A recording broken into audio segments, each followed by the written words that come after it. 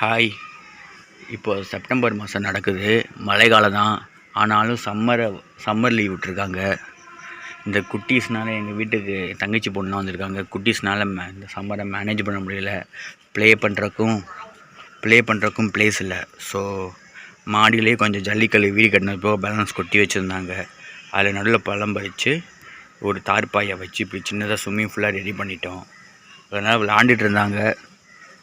சரி, அவங்க வீடியோவில் காமிக்கக்கூடாதுன்னு பெரிய பொண்ணு 3rd ஸ்டாண்டர்ட் 4th மந்த்ஸ் படிக்கிறாங்க. நல்லா காமிக்கலை.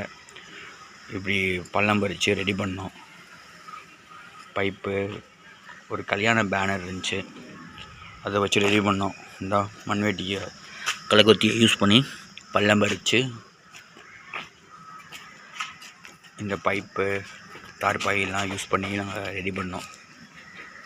ஓகே, பாய்.